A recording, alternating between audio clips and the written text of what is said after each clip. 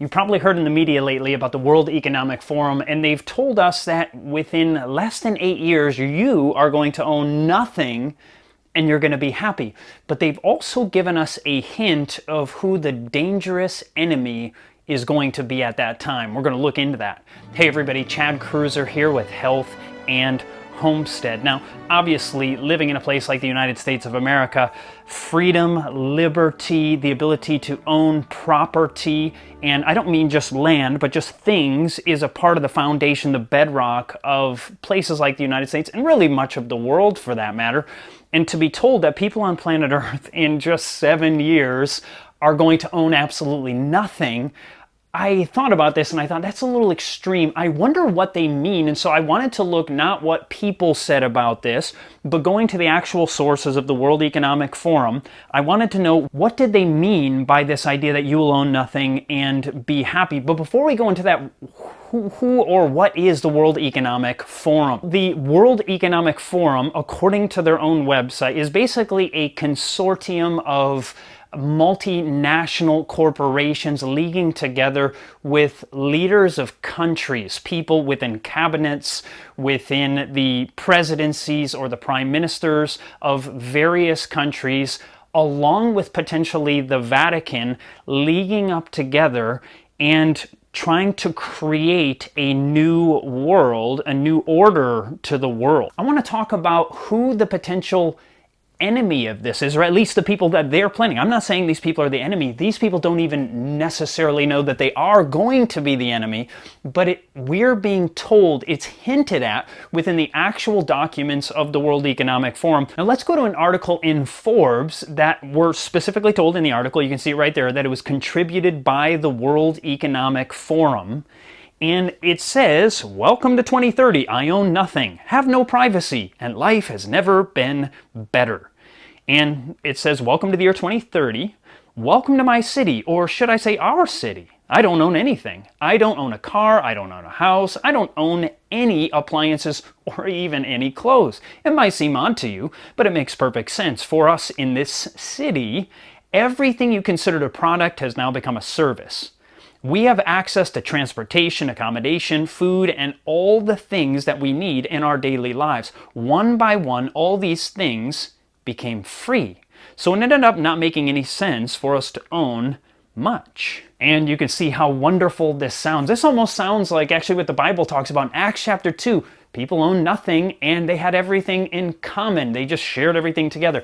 But then it was by choice, not by force. And it might be by choice again, too, in the future. I don't know how exactly this will come about, but you can imagine if there was an economic catastrophe and people were struggling financially and maybe didn't have much food or they weren't able to pay their mortgage, something along these lines. Someone comes in and says, we recognize that you can't pay your bills. You're in trouble.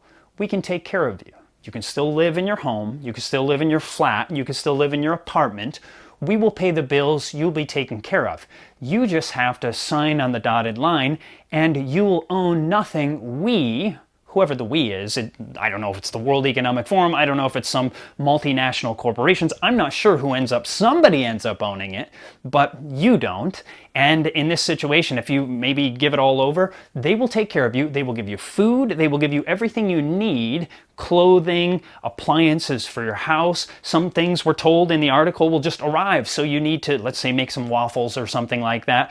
And a waffle maker, you let them know within minutes the waffle maker arrives, you make the waffles, and then when you're done, you set it out, boom, it goes away. When you go to work, somebody will be in your living room, they'll be working there, and you'll own nothing. And since you own nothing, it's okay, other people can come in. This is what the article says, but then it gives us this strange thing. So they're talking about how this is a wonderful thing that will be taking place where you basically have very little freedom, you have no privacy whatsoever, but then it tells us about the people they worry about, and I want you to notice who scares them. My biggest concern is all the people who do not live in our city, those we lost on the way. Those who decided that it became too much, all this technology. Those who felt obsolete and useless when robots and AI took over big parts of our jobs. Those who got upset with the political system and turned against it, they live different kind of lives outside the city. Some have formed little self-supplying communities. Others just stayed in the empty and abandoned houses in small 19th century villages. So notice who scares these people at that time, when the world will be flocking to the cities because they'll be taken care of. They evidently will be the universal basic income, meaning you'll be given enough money to survive, to make it. You'll have your toys and your entertainment. They won't be yours. When I say yours, they're not yours. You're just borrowing them. But you'll be entertained all you need to be to keep you pacified.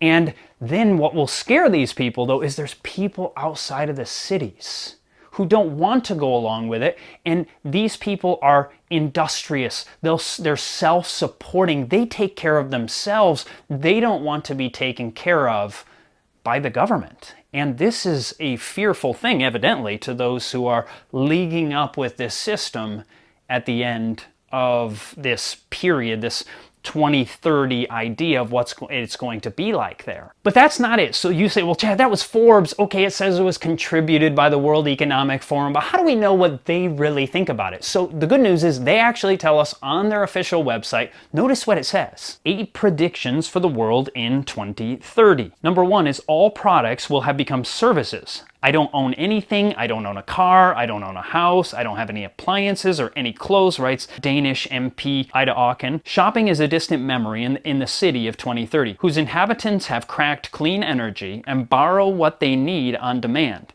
It sounds utopian, until she mentions that her every move is tracked and outside the city live swaths of discontents, the ultimate depiction of a society split in two.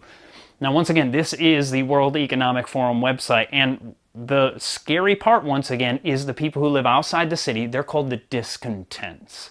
They're not content to just go along with having the government take care of them. These are people who believe in liberty, believe in freedom, who want to maybe grow their own food and these kinds of things. These are the discontents. Now, I would actually argue, and if you've watched my channel in the past, I've shown you the research on how people who live in the country are the happiest people in America. So far from being discontent, I think they're actually the most content people potentially in the world, those who live in contact with nature, that are living the way that they were designed to live. Now you say, Chad, they're not talking about somebody like you who owns, 20 acres or whatever. They're talking about the guys who own 2,000 or 10,000 or 100,000 acres. And okay, maybe. But they might say, well, why should someone be allowed to have 200,000 acres, which is crazy to me, I'll be honest with you. But then they could say, well, why would a farmer need 2,000? Or no human needs 20. No human needs an acre. Really, all a human needs is 200 square feet, in a tiny little apartment in New York City. That's all a human really needs. And technically, that's probably true.